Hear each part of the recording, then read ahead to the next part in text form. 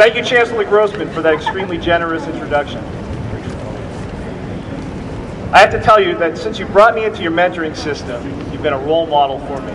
You are such a dynamic and deeply committed leader here, and the culture throughout the university clearly reflects that.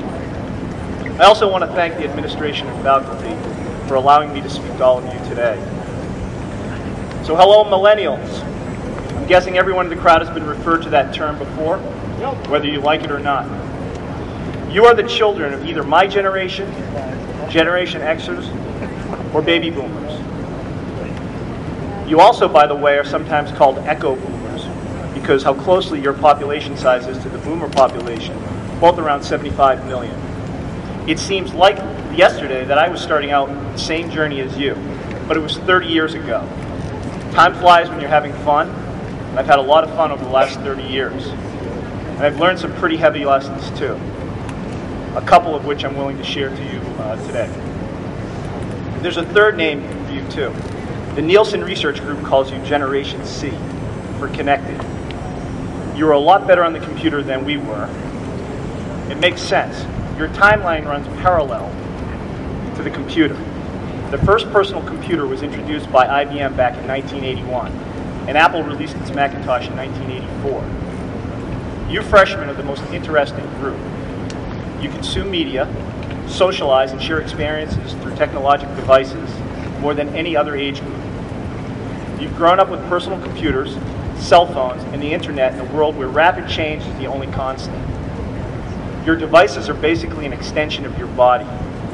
You're also called the me generation, while the boomers are called the me generation.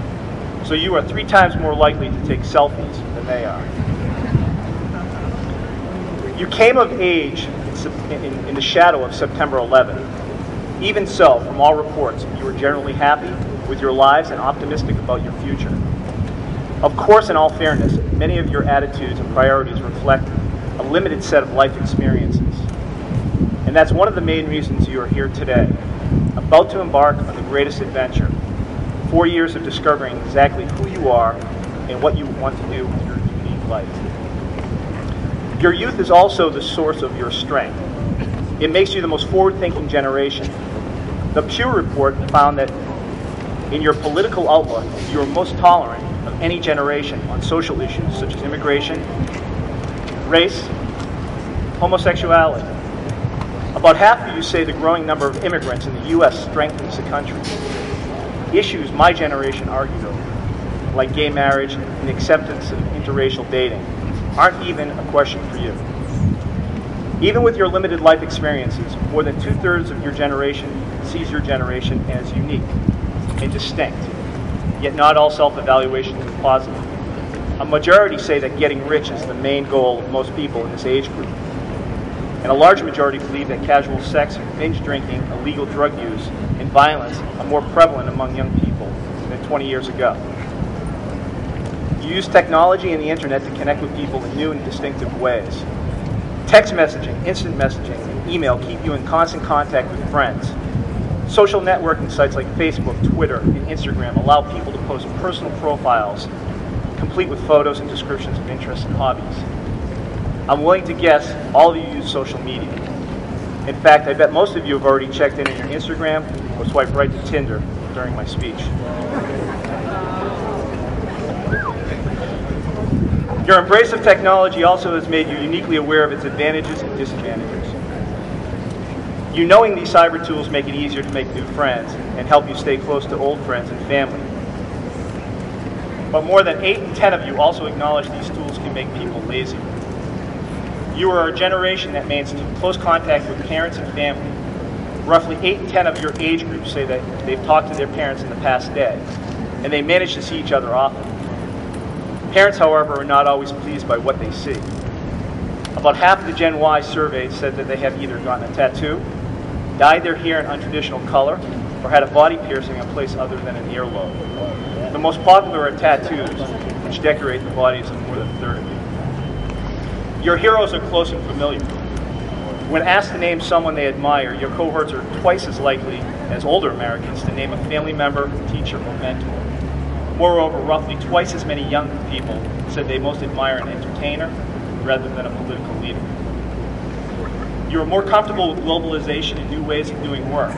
In fact, you are the most likely of any age group to say that automation, outsourcing of jobs, and the growing number of immigrants have helped rather than hurt American workers. Asked about life goals, members of your age group say that your generation's top goals are fortune and fame. Roughly 8 in 10 of those surveys said that people in their generation think getting rich is either the most important or second most important goal in their lives.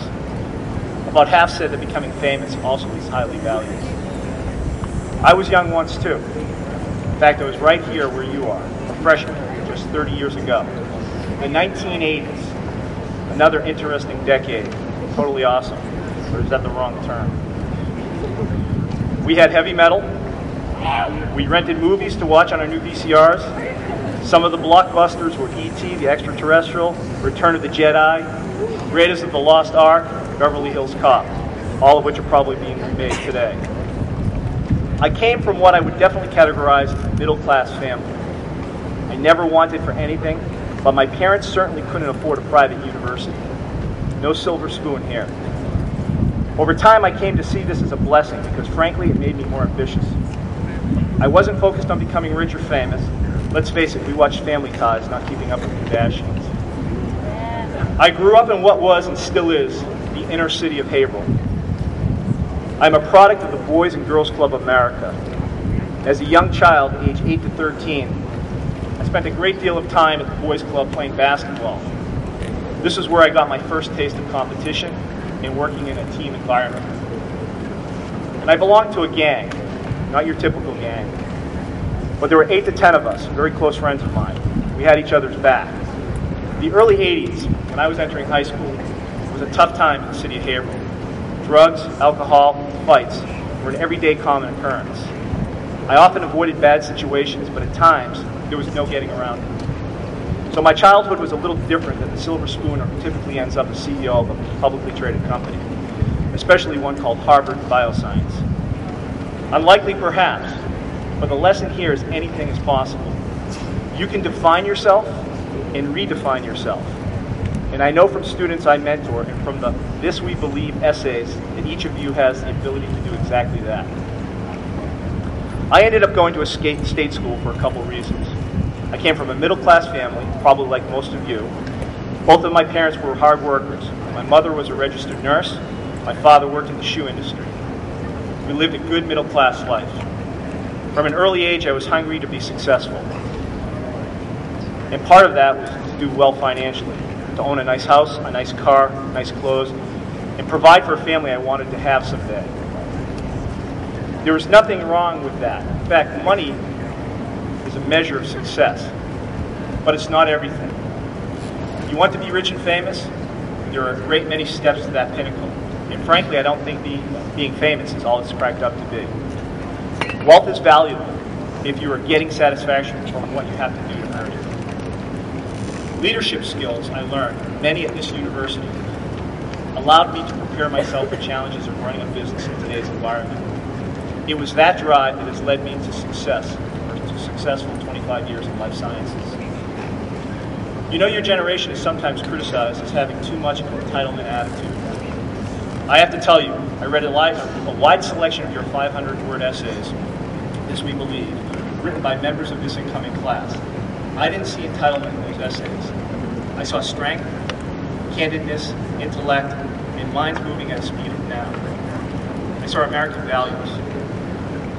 The essays you contributed are raw, vulnerable, honest, thoughtful, moving, well expressed. A number of you had tough beginnings, but that has not left you cynical. In fact, it has made you stronger, determined to squeeze out every ounce of benefit from your years here so that you can forge a better life for yourself, for those you love, and for the world at large. Yes, the world owes you something, the ability to grow into the very best version of you, and that's what these 4 years are at this amazing university. A good portion of you are first-generation college students. This is a big opportunity for you to take your education and eventually your career serious. When I was in school here, I was an accounting major. The last thing I wanted to do was be an accountant. I just didn't take it seriously. But the reason why I was an accounting major is that my dad said if I wanted to run a business someday, I would need to excel in accounting and understand a profit and loss statement. He was right, of course, but I didn't get it back then. Had I been a bit more focused, I think I really would have helped me. I think it would have really helped me out earlier in my career. I didn't absorb the material because I was too flippant about it, and it didn't stick. I did enough to get by, and that was it. But anything I was passionate about in my life, I did well. I loved the game of football. I played 4 years here at the university and excelled at a high level. My passion drove my commitment to the game. At the same time, I admit, I was an uncommitted student, and if I could go back, I would change that.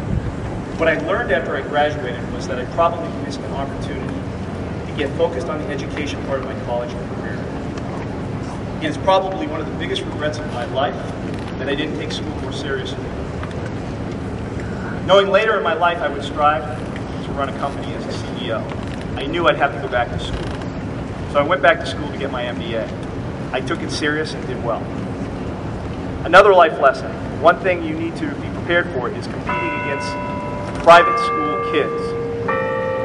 They don't have a better education.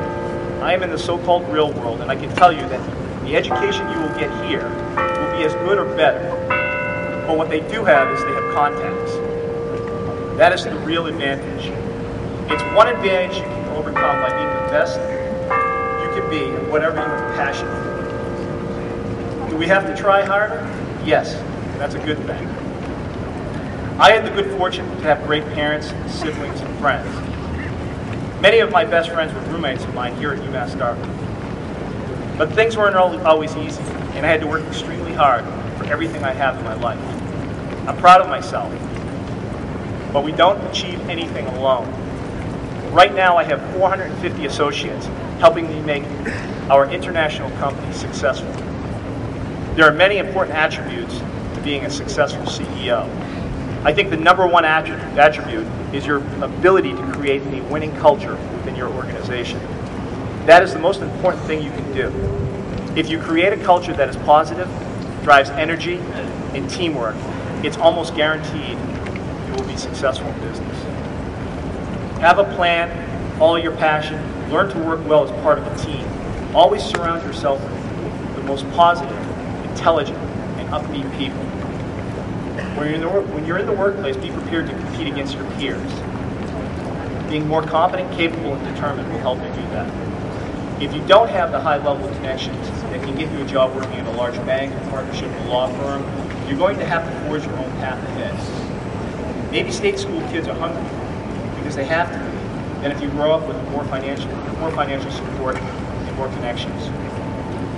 Sales for me was my Navy SEALs training. Being able to take blows, and when I was down, pull myself right up and move on. Sales did that because you get told no all the time. And to be successful, you need to overcome rejection and move on. Sports was another training ground. In sports, you lose and have to learn to shake it off and move on to the next game. I think for anyone today, whatever industry you are going into, if you don't have the ability to compete, it's going to be a tough road for all of you. You will face rejection, a lot of rejection. You need to learn from it, have the inner strength to handle it, and move on. I think the main reason I got into the life science industry is that we represent products that make a positive difference in the world. One of our manufacturing people was taking a group of salespeople through a Harvard Bioscience manufacturing site one day. One of our machines was producing cell culture dishes. The operator of the machine pulled one of the dishes off the line and said to the salespeople, "You see this? This is what you sell. You sell chances. Each of our products is a chance for someone to live." It was such a simple statement, but it is true. Every product we manufacture and sell could lead to drug discovery that could then lead to curing cancer, cardiovascular diseases, or a cure for diabetes. It's a great way to make a living representing products that make a difference in the world we live in. One of the things I say to Harvard Bioscience people, I said it actually the first day I started with the company, is that one of the most difficult things in creating a great company is the ability to change. If you don't have the ability to change, you're going to struggle. I think people struggle with change. You have to learn how to take a step back at times and maybe redirect yourself. I think that's important. So today I want to especially reach those of you who may be not focused on education and just looking for a good time in college. You know who you are. I am here to show you why you should take the education part of your college seriously. I still ended up where I wanted to be, but I think it took a lot longer. It was a lot more difficult because I wasn't focused on my education earlier. Today I am an avid reader. I read everything from newspapers to business journals. I fly a lot, so I'm constantly reading and shuttling between the Americas, Asia, Europe, and Latin America. The ability to travel all over the world is one of the most fulfilling parts of my work. I have been to some remarkable places around the world, including the Great Wall of China, and Taj Mahal. Not bad for a kid from Haverhill, Mass. If you graduate from UMass Dartmouth. There's no reason it can't be you. Another thing I learned on the job was the secret to being a good member of a team.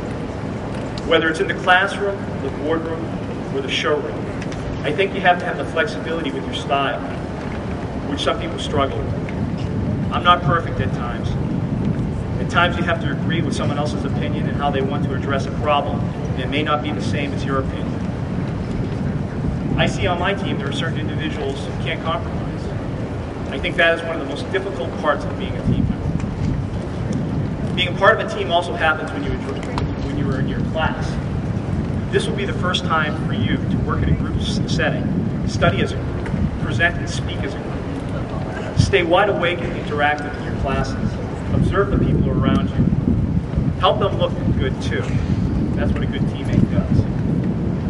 Lastly, I want to talk about what Chancellor Grossman mentioned.